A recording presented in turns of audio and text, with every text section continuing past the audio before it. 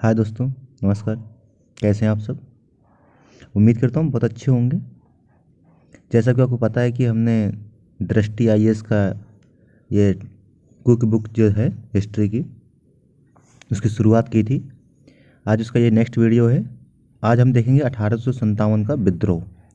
ठीक है, यहाँ से काफ़ी क्वेश्चंस बनते हैं हर एग्ज़ाम में।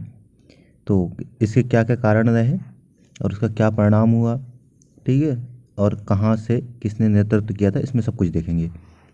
अगर आपको ये वीडियो पसंद आता है तो अपने दोस्तों के साथ शेयर करें।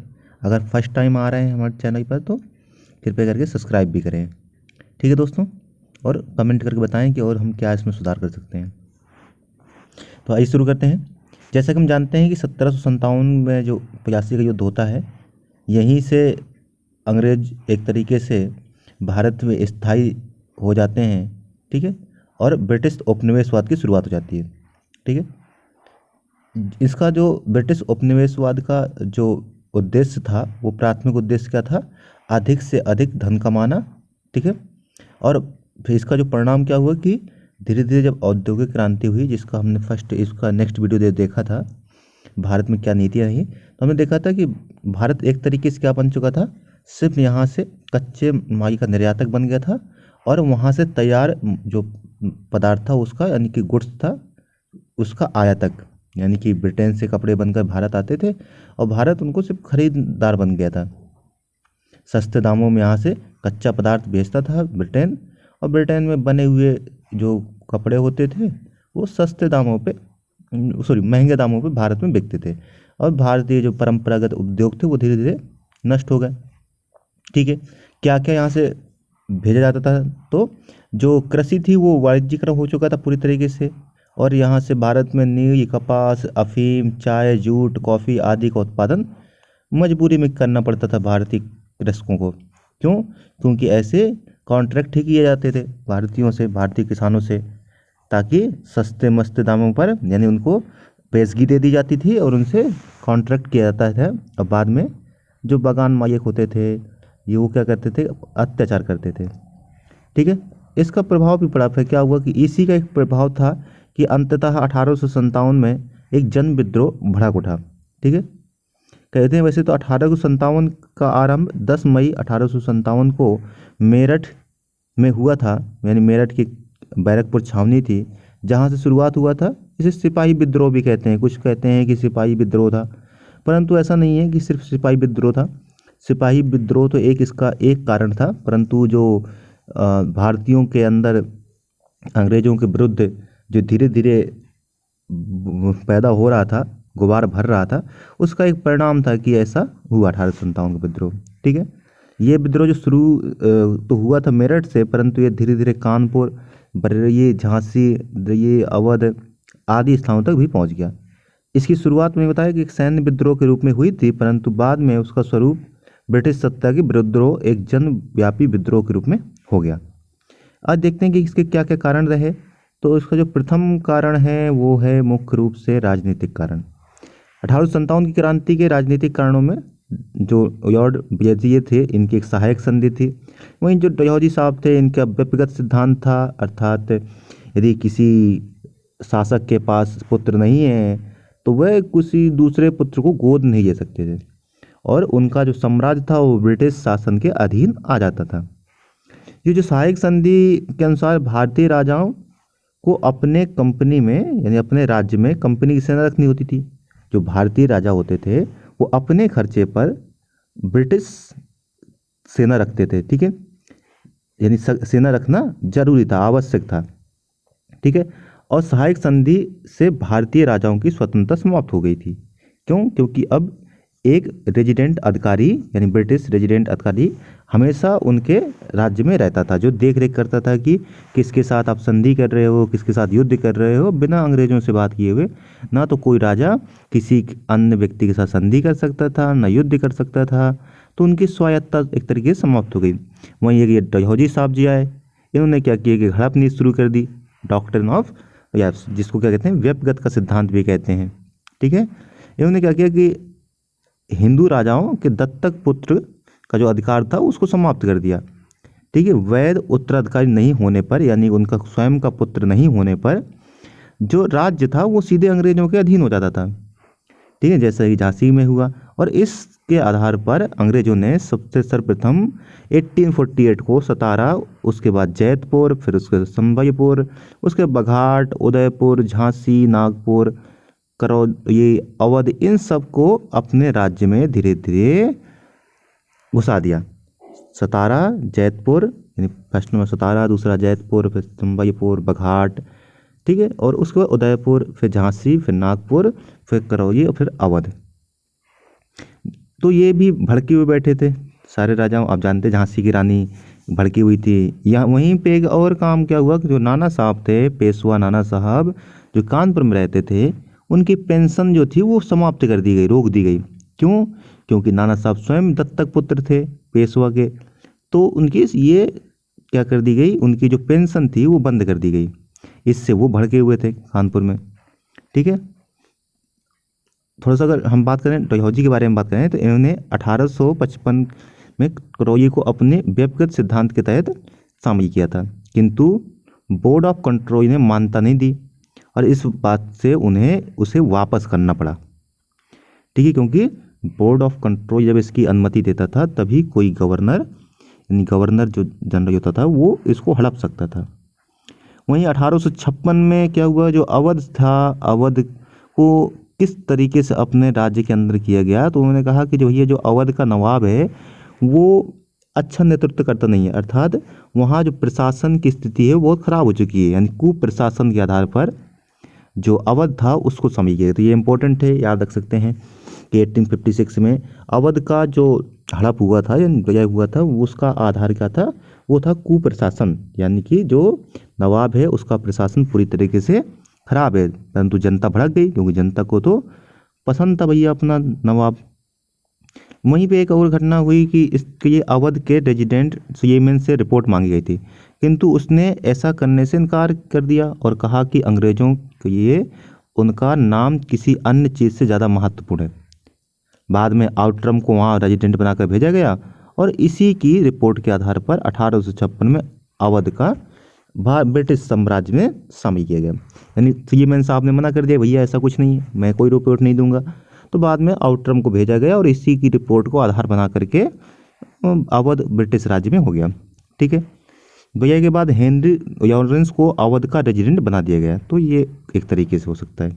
तो यहाँ आउटरम याद रख सकते हैं, ये पूछा गया है बहुत बार कि किसकी रिपोर्ट के आधार पर किया गया था, तो आउटरम साहब। अब दूसरा जो कारण था राजनीतिक के बाद प्रशासनिक कारण है। इसमें वही अंग्रेजों ने भेदभावपूर्ण नीतियाँ अपनाई, भारतीयों को प्रशासनिक सेवाओं में सम्मिलित करने से मना कर दिया कि उच्च पदों पर कोई भारतीय नहीं पहुंच सकते हैं। उन उच्च पदों पर तो ब्रिटिश ही बैठेंगे क्योंकि वो सुपीरियर हैं, ऐसा वो ऐसा महसूस करते थे। अंग्रेज भारतीयों को उच्च सेवाओं हेतु अयोग्य मानते थे। इन सब बातों से दुखी होकर भारतीयों में आक्रोश का भाव जाग चुका था। भारतीय परेशान हो चुके थे, कैसे कैसे होगा, और 1857 की क्रांति के रूप में सामने आया।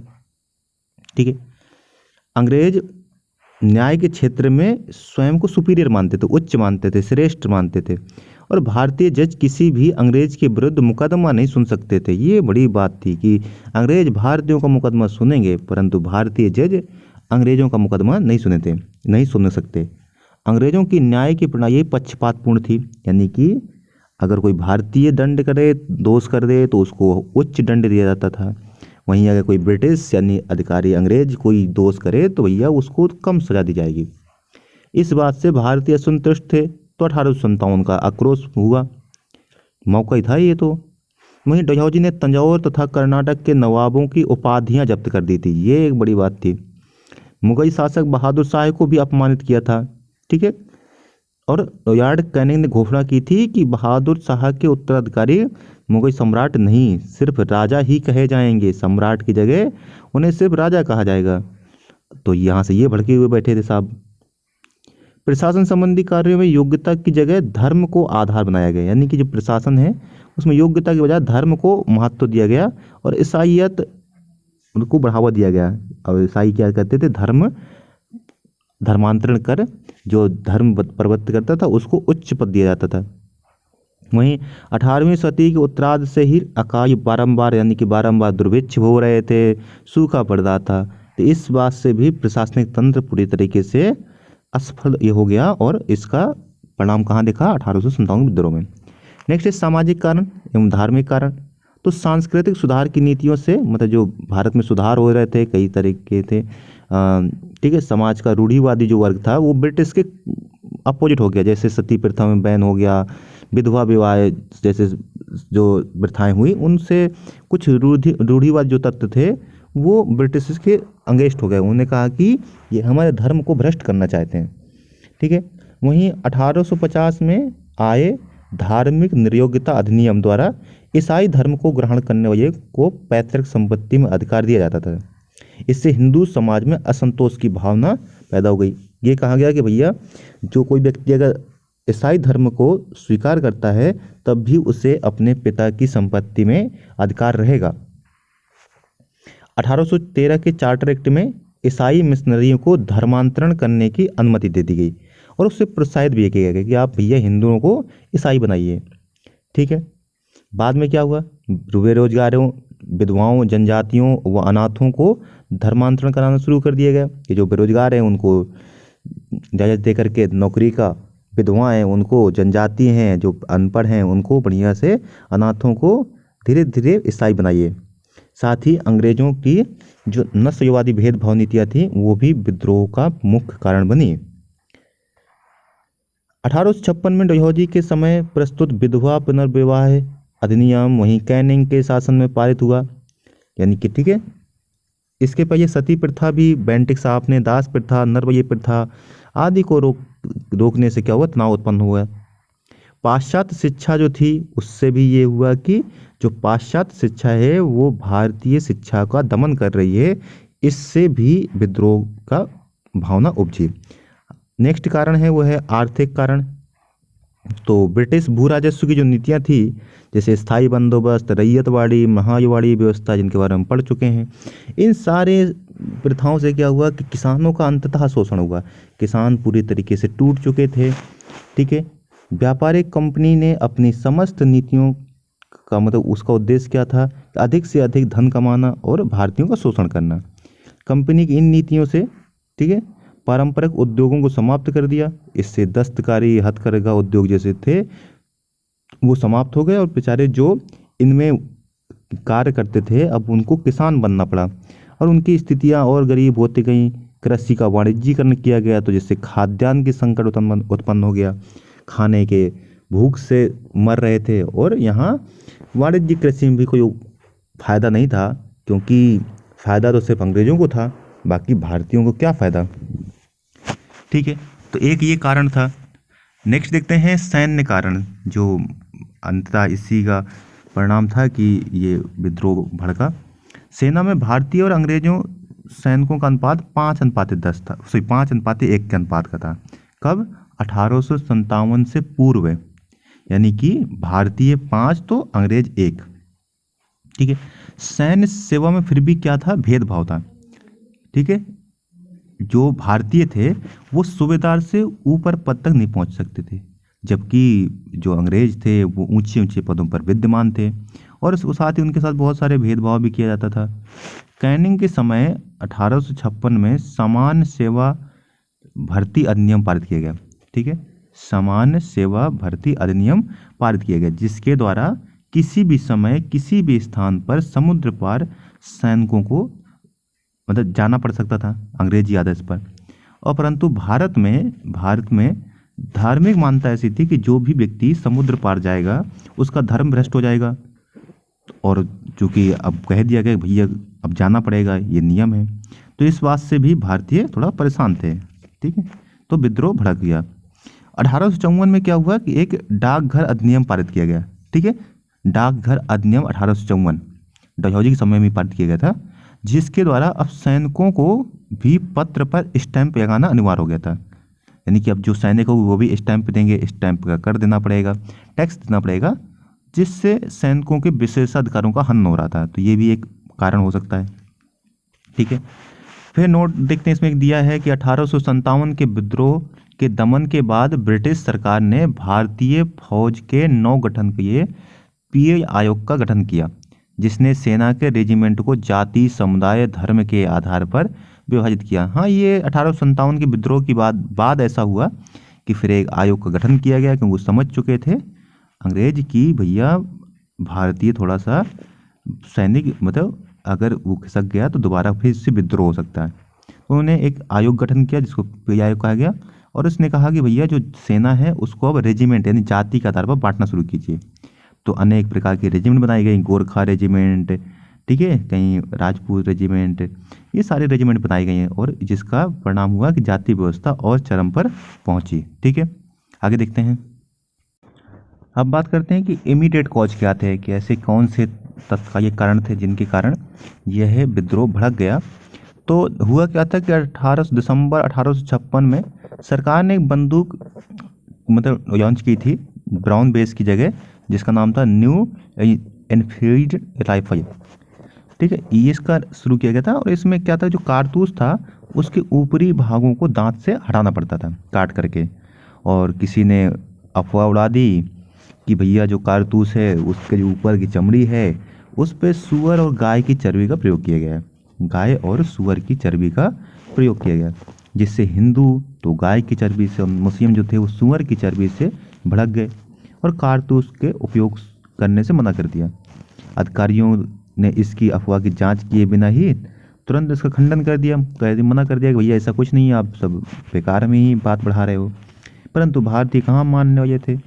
ठीक है, और ये वास्तव में मतलब बाद में ये बात साबित हुई कि इसका प्रयोग होता है, और जिससे क्या हुआ कि सैनिकों का विश्वास था कि सरकार जानबूझकर ऐसे कारतूस का प्रयोग कर रही है ताकि हमारा धर्म भ्रष्ट हो जाए और हम ईसाई बन जाएं। तो इस बात से सैनिक परेशान थे और उन्होंने विद्रोह कर दिया। हुआ क्या कि 1857 का विद्रोह प्रारंभ कब हुआ? 29 मार्च 1857 को चर्बी के जो कारतूस थे उनका प्रयोग करने से मना कर दिया। किसने? 34वीं रेजिमेंट बैरकपुर के एक सैनिक जिसका नाम था मंगई पांडे। आप सब जानते ही होंगे, यातून साहब। इन्होंने मना कर दिया कि भैया नहीं, हम ये उपयोग नहीं करेंगे, और यहीं से विद्रोह की शुरुआत हो जाती है। उसने सैन्य अधिकारियों लेफ्टिनेंट बाग एवं मेजर सार्जेंट की हत्या कर दी। किसकी? बाग की और मेजर साहब सार्जेंट साहब की, इन दोनों की हत्या कर दी। 8 अप्रैल 1857 को उनको फांसी की सजा दे दी गई। कब? 8 अप्रैल 1857 को सजा दी गई। बस फिर क्या था, भैया भड़क गई चिंगारी। 1857 की क्रांति का प्रथम शहीद माना गया जिससे। ठीक है, वहीं इसमें एनसीईआरटी की बुक में उन्हें 29 मार्च 1857 को फांसी की सजा दी गई थी कहा गया है, परंतु ऐसा शायद कुछ किताबों में इसमें 8 अप्रैल 1857 दिया गया है। तो इनमें से कोई भी जो तिथि दे रखी हो आप उनको सही मानिएगा। 1857 के विद्रोह के दौरान बैरकपुर में कमांडिंग ऑफिसर हैरसे थे। कौन थे? तो 1857 में उस समय जो कमांडिंग ऑफिसर थे वो थे हैरसे। वहीं से विद्रोह की शुरुआत हो जाती है। 10 मई 1857 को मेरठ छावनी में तैनात भारतीय सेना ने चर्बी युक्त कारतूस के प्रयोग से इनकार कर दिया पूरी तरह से, और अपने अधिकारियों पर ही फायरिंग करनी शुरू कर दी और विद्रोह भड़क गया। इस समय मेरठ में सैन्य छावनी के अधिकारी जनरल कौन थे? हैवेट थे। अधिकारी कौन थे? हैवेट थे। और वहाँ के जो कमांडिंग ऑफिसर थे बैरकपुर छावनी के वो कौन थे? हैरसे थे। ठीक है, तो हैवेट और हैरसे याद रख सकते हैं इस तरीके से। बात करते हैं फिर, अब बात करते हैं विद्रोह का विस्तार। विद्रोह का विस्तार कैसे हुआ? तो हमें पता है कि विद्रोह तो शुरू तो मेरठ से हुआ था। विद्रोह का आरंभ 10 मई 1857 को मेरठ से छावनी में हुआ। सिपाहियों ने क्या किया? अपने अधिकारियों पर फायरिंग की, अपने साथियों को छुड़वाया, और कहाँ सीधे चल दिए भैया? राजधानी की तरफ, यानी कि जहाँ पे बैठते थे मुगल बादशाह, दिल्ली की तरफ कूच कर दिए। और 11 मई को मेरठ के विद्रोही कहाँ पहुँच गए भैया? पहुँचे राजधानी यानी कि नई दिल्ली। और 12 मई 1857 को उन्होंने वहाँ पर अधिकार किया, और बादशाह उस समय कौन थे? बहादुर शाह जफर द्वितीय, यानी कि बहादुर शाह द्वितीय, उन्हीं को बहादुर शाह जफर भी कहते हैं, को पुनः सम्राट घोषित कर दिया गया। यानी क्या हुआ कि बहादुर शाह जफर को भारत का सम्राट घोषित कर दिया गया। कब? 12 मई 1857 को। ठीक है, और उनको ही नेतृत्व का दे दिया गया, भैया आप ही नेतृत्व संभालो। और चूंकि वो तो काफ़ी बूढ़े थे तो उनका वास्तविक जो नेता था वो कौन था? बख्त खां था।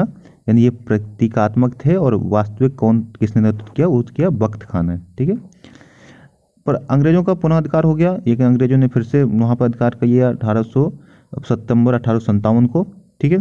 और इस संघर्ष को जो दबाने का जिस अधिकारी यानी अंग्रेज अधिकारी ने काम किया वो थे जॉन निकोलसन थे। जॉन निकोलसन ने क्या किया, और हडसन यार्न्स को भेजा गया, और जिसमें एक व्यक्ति मारा गया जिसका नाम था निकोलसन, वो मारा गया। हडसन ने सम्राट के इन दो पुत्रों और पौत्र को यह वचन देकर उन्हें कोई क्षति नहीं पहुंचाई जाएगी, गोली मारकर हत्या कर दी। मैंने वचन दे दिया कि उन्हें कुछ नहीं किया जाएगा, परंतु बाद में उनकी हत्या कर दी, ठीक है। और वहीं क्या किया, बहादुर शाह जो थे, बहादुर शाह जफर, इनकी गिरफ्तारी, ठीक है, हुमायूं के मकबरे से हुई। और ठीक है, इसकी सूचना जीनत महल ने दे दी थी। किसने दी थी? जीनत महल ने इस सूचना दी थी। बहादुर शाह द्वितीय को रंगून भेज दिया गया, यानी बहादुर शाह जफर थे उनको रंगून भेज दिया गया, और वहीं पे उनके 1862 में मृत्यु हो गई, यानी उनके पुत्रों को मार दिया गया। वहीं बहादुर शाह जफर को कहाँ भेज दिया गया? रंगून भेज दिया गया, जहाँ पे 1862 में उनकी मृत्यु हो गई। अब आगे बात करते हैं कि लखनऊ में क्या हुआ। तो यहाँ पर भी विद्रोह हुआ, ठीक है। जून 1857 में का विद्रोह प्रारंभ हुआ, जिसका नेतृत्व कौन कर रही थी? बेगम हजरत मिढ़ई कर रही थी, ठीक है। इनका नाम दूसरा नाम था महक परी, ठीक है, के नेतृत्व में हुआ। उन्होंने अपने जो छोटा सा बेटा था जिसकी उम्र बहुत कम थी, ठीक है, जिसका नाम था ब्रिजिस कादिर, को नवाब घोषित कर दिया। किसने? बेगम हजरत मिढ़ई ने। और अपना प्रशासन स्थापित किया। Chief commissioner Henry Lawrence Lucknow में स्थित ब्रिटिश रेजिडेंट की रक्षा करते हुए मारे गए। कौन मारे गए? Henry Lawrence. और अंत में फिर कैंप बेई को भेजा गया। किसको भेजा गया? कैंप बेई ने मार्च 1857 में विद्रोह को दबा दिया, ठीक है, और पुनः कब्जा कर दिया वहाँ पर। वहीं बात करें, ठीक है, तात्या टोपे के नेतृत्व में चिनहट के पास अंग्रेजी सेना को हराया गया, ठीक है, हैवलॉक मारा गया। बाद में कर्नल नेगी भी लखनऊ में मारा गया। तो 3 व्यक्ति मारे गए कह सकते हैं। एक तो सॉरी 3 नहीं, यहाँ पे 2 मारे गए। एक हैवलॉक मारा गया और एक कौन मारा गया? कर्नल नेगी मारा गया। जबकि दिल्ली में कौन मारा गया था? ठीक है, वो था कैंप पे, ठीक है। नेक्स्ट देखते हैं कि फिर कानपुर में कैसे होता है। तो 5 जून 1857 को कानपुर अंग्रेजों के हाथों से निकल चुका था।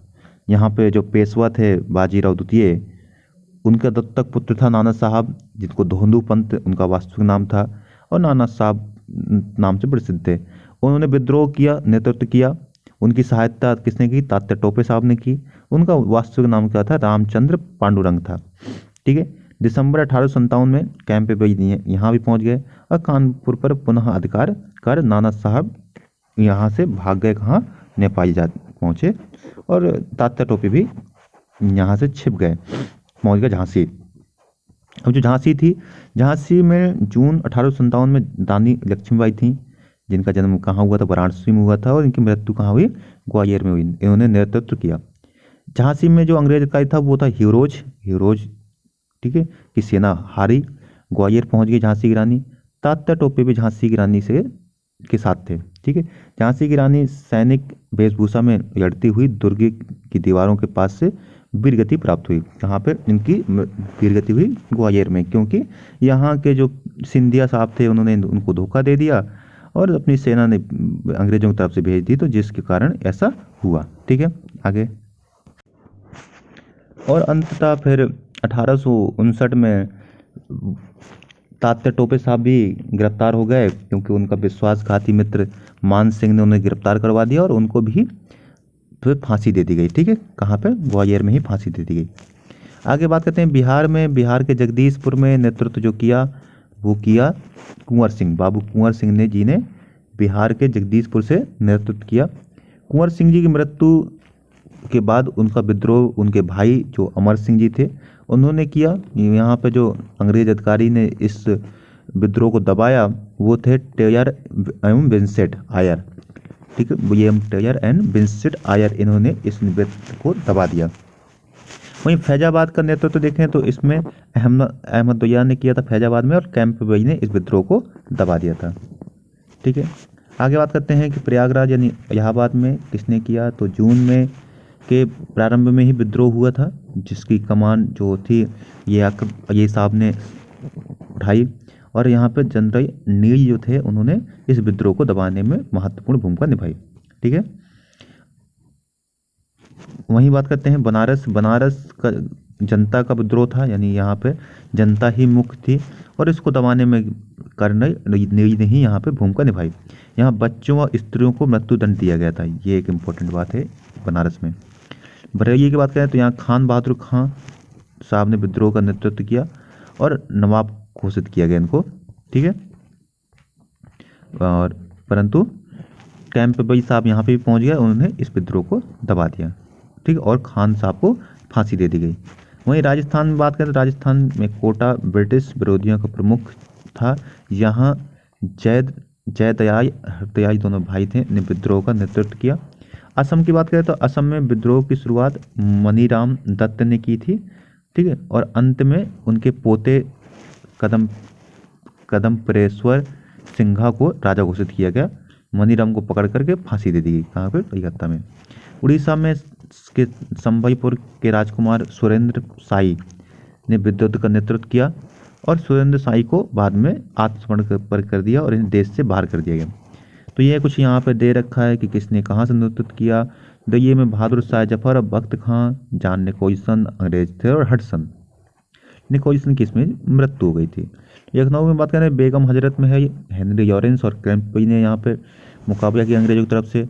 कानपुर में नाना साहब तात्या टोपे कैंपबेल रहेंगे। झांसी ग्वालियर में रानी लक्ष्मीबाई तात्या टोपे हीरोज यहाँ पे था। वहीं जगदीशपुर में कुंवर सिंह अमर सिंह जी और मेजर विलियम टेलर और विंसेंट आयर। फैजाबाद में मौलवी अहमद या कैंपबेल ने यहाँ मोर्चा संभाला। यहाँ पर बनारस में लियाकत अली थे और यहाँ कर्नल नील ने वो किया। वहीं बरेली में बात करें तो खान बहादुर खां और कैंपबेल ने यहाँ पे वो किया। ठीक है, आइए बात करते हैं फैजाबाद के जो बारे में थोड़ा दिया रखा है इसमें कि फैजाबाद के मौलवी अहमद ने अंग्रेजों के विरुद्ध फतवा जारी किया और जिहाद का नारा दिया। अंग्रेजों ने इनके ऊपर 50,000 रुपये का इनाम घोषित किया और ये मूलतः मद्रास के निवासी थे। विद्रोह के समय एक झंडा गीत की रचना भी की जिससे अजीम मुड़िया ने लिखा था। ठीक है, तो ये इनके बारे में कुछ बातें हैं। टाइम्स की जो पत्रिका थी जो अभी भी है, माइकल डस्टरी ने इस विद्रोह का सजीव वर्णन किया। किसने किया? यानी कि टाइम्स पत्रिका के माइकल डस्टरी ने। ठीक है,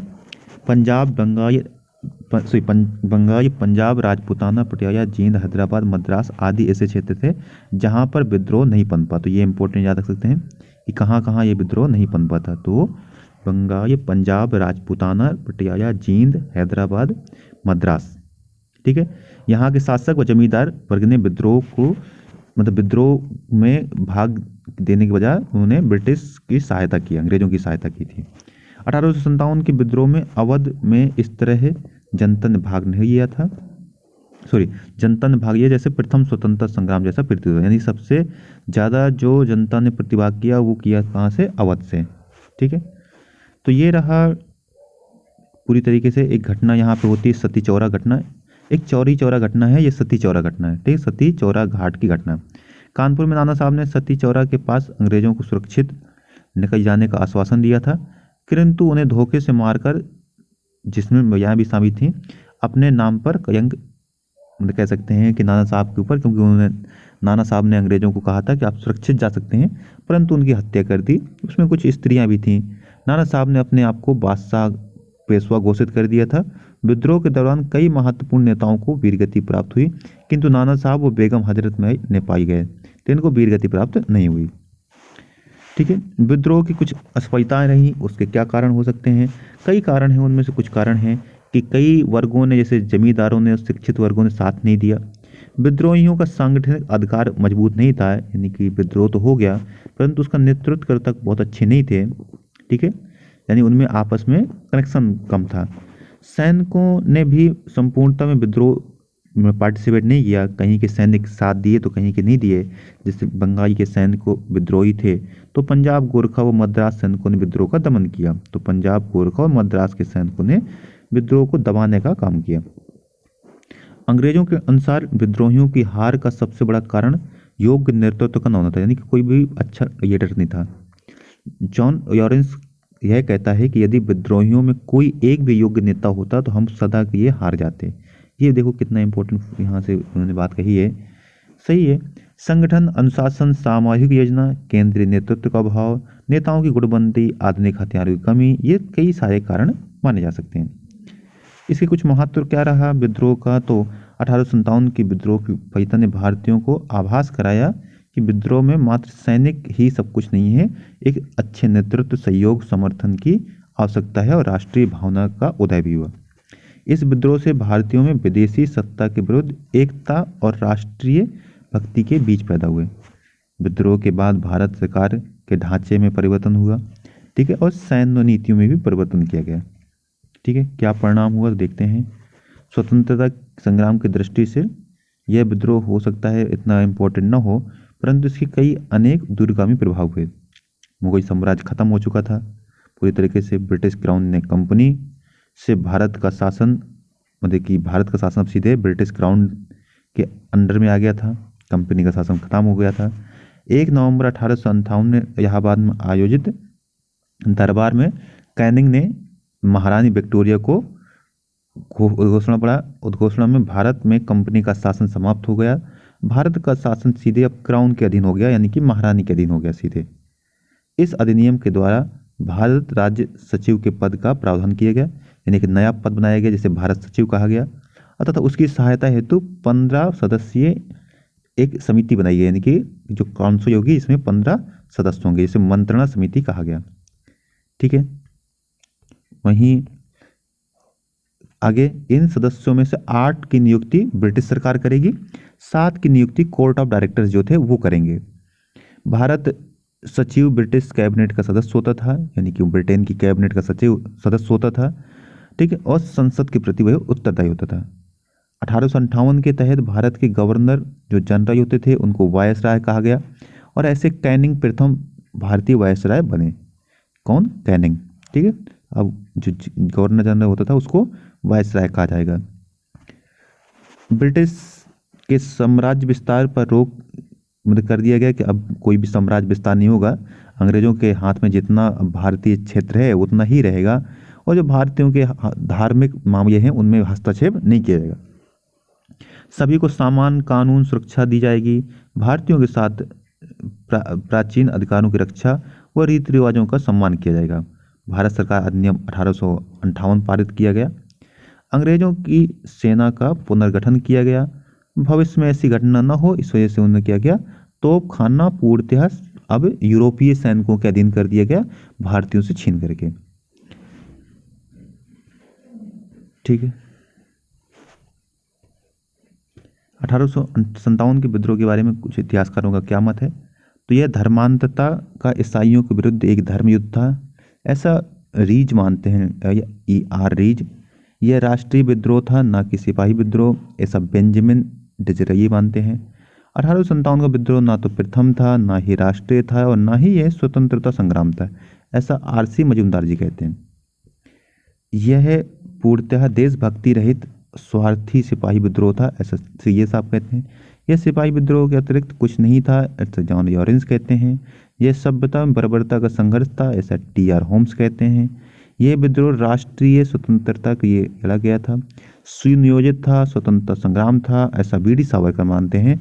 और BD सावरकर ने एक पुस्तक भी इसमें सर्वप्रथम लिखी थी, independence, the history of independence India first, sorry मुझे याद पुस्तक, यानी कि भारत का प्रथम स्वतंत्रता संग्राम नाम से इनकी पुस्तक है। ठीक है, तो BD सावरकर जी की इनकी पुस्तक बहुत महत्वपूर्ण है, भारत का प्रथम स्वतंत्रता संग्राम। तो ये कुछ बातें हैं जो इनके संबंधित जुड़ी हैं, ठीक है, विद्रोह से संबंधित। 1857 के विद्रोह से बताया कुछ किताबें हैं, जैसे कि the Indian war of independence 1857, VD Savarkar की बहुत इंपॉर्टेंट पुस्तक है। The peasant and the Raj, ये एरिक थॉमस स्टॉक्स की है। 1857 the great revolt, Ashok Mehta ji की है। The sepoy mutiny and revolt 1857, RC Majumdar की। Civil rebellion in India mutiny 1857 to 1859, Shashi Bhushan Chaudhuri. The history of the sepoy war in independence, John Kaye की है। ये कुछ किताबें हैं, आप इनको देख सकते हैं। उसमें सबसे जो इम्पोर्टेंट थी मैं बता दी आपको कि वो है बीडी सावरकर जी की, ठीक है। 1857 ये एस एन सेन की पुस्तक है। तो ये हमने देखा कि किस तरीके से 1857 को विद्रोह हुआ, उसके क्या परिणाम हुए, कहाँ से किसने नेतृत्व किया। आइए कुछ क्वेश्चंस देखते हैं। इसका नेक्स्ट फर्स्ट प्रश्न दिया है कि 1800 एक मतलब सूची 1 को सूची 2 से मैच करना है। इधर क्षेत्र दिया है, इधर नेतृत्व करते दिया है। इसमें जैसे दिया है कि हम ये याद करते हैं कि हम सबको जानता है कि बेगम हजरत महल कहाँ से थी, ये थी अवध से। तो इनको हम 3 से मैच कर देते हैं, ठीक है। अर्थात सी का 3 होना चाहिए। तो हम ये मैच करेंगे, इसमें से 2 ऑप्शन काट देंगे, यानी कि सी नहीं हो सकता और डी नहीं हो सकता। अब बात करते हैं तो बेगम हजरत महल का हमने कर दिया अवध से। ये क्या कहता, ये जो थे इनका संबंध इलाहाबाद से था, तो यानी कि डी का 1 होना चाहिए। तो डी का 1 एक ही में है, ऑप्शन नंबर ए में। तो ऑप्शन नंबर ए सही हो जाएगा। अजीम उड़िया का संबंध जो था वो कहाँ से था, उनका तो संबंध जो था वो था फतेहपुर से, और मौलवी अहमद शाह का फैजाबाद से, ठीक है। तो ये हो जाएगा हमारा ऑप्शन नंबर ए सही है। नेक्स्ट है 1857 की क्रांति सर्वप्रथम कहाँ आरंभ हुई थी, तो ये हुई थी मेरठ से, मेरठ की बैरकपुर छावनी। 1857 के विद्रोह का प्रतीक था, तो ये था कमाई और रोटी। ये याद रखिएगा कि इसका प्रतीक क्या था, कमाई और रोटी। सूची 1 को सूची 2 से मैच करना है। वक्त कहाँ, तो हम जानते हैं ये दरिये से उन्होंने नेतृत्व किया था। कुंवर सिंह जी थे वो थे आरा से, यानी कि बिहार के आरा, ठीक है, जगदीशपुर आरा से। तो यानी कि ए का हो जाएगा 4, ए का 4। तो ए का 4 ऑप्शन 2 ही हैं, तो फर्स्ट और सेकंड कट गया। अब देखते हैं कुंवर सिंह जी आरा से थे, सी का 3 होना चाहिए, तो सी का 3 सी में है, तो यही ऑप्शन सही हो जाएगा 4। ए का 4, बी का 1 अवध, और सी का आपका हो जाएगा कहाँ 3, और नाना साहब हो जाएंगे हमारे कानपुर से, ठीक है। नेक्स्ट देखते हैं 1857 के संघर्ष में भाग लेने वाले सिपाहियों की संख्या सर्वाधिक थी, तो ये संख्या सबसे अधिक कहाँ से थी, वो थी अवध से, ठीक है। नेक्स्ट 1857 के निम्नलिखित क्रांतिकारियों में से किसका वास्तविक नाम रामचंद्र पांडुरंग था, तो ये था तात्या टोपे जी का नाम था रामचंद्र पांडुरंग, ठीक है। नेक्स्ट देखते हैं 1857 के स्वतंत्रता संग्राम में किस राजवंश ने अंग्रेजों की सर्वाधिक सहायता की थी, तो ये की थी ग्वालियर के सिंधिया साहब जो थे, इन्होंने सहायता की थी। इन्होंने झांसी की रानी के साथ धोखा किया था। भारत में शिक्षित मध्य वर्ग ने 1857 का विरोध किया, विरोध नहीं किया था, 1857 का समर्थन भी नहीं किया था। 1857 के विद्रोह में तटस्थ रहे थे, इन्होंने ना तो विरोध किया ना ही समर्थन किया, तो ऑप्शन सी। 1857 के विद्रोह के समय भारत का गवर्नर जनरल कौन था, तो ये थे कैनिंग साहब, बाद में यही वायसराय बने प्रथम भारत के, ठीक है। 1857 के विद्रोह के समय ब्रिटिश प्रधानमंत्री कौन था, तो ये थे पामस्टन, ठीक है। कौन, पामस्टन थे वहाँ के प्रधानमंत्री। 1857 का विद्रोह मुख्यतः किस कारण से असफल रहा, तो कह सकते हैं कि किसी सामान्य योजना और केंद्रीय संगठन की कमी थी। तो ये एक मुख्य कारण था कि एक केंद्रीय मतलब संगठन नहीं था। निम्न में से किसने 1857 के विद्रोह को एक षड्यंत्र की संज्ञा दी है, तो ये दी थी षड्यंत्र की संज्ञा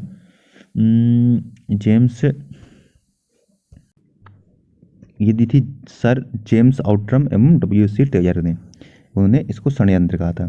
1857 के संग्राम को प्रथम स्वतंत्रता संग्राम का नाम किसने दिया था, तो ये दिया था B.D. सावरकर जी ने प्रथम स्वतंत्रता संग्राम नाम दिया था। वहीं P.E.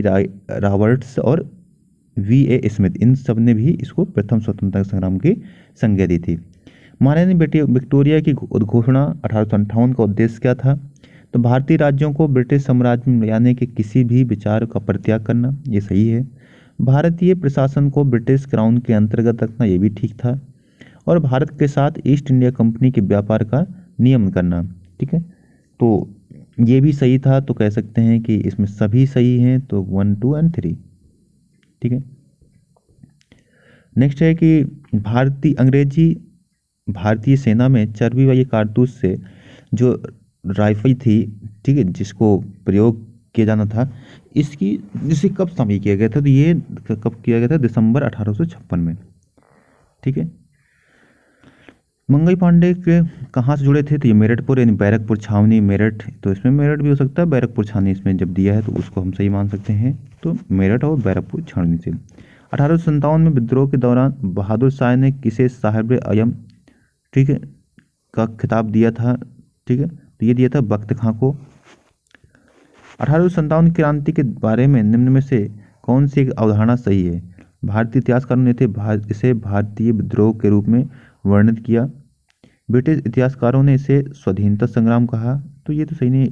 इसने भारत में ईस्ट इंडिया कंपनी की शासन प्रणाली को मृत पाय बना दिया।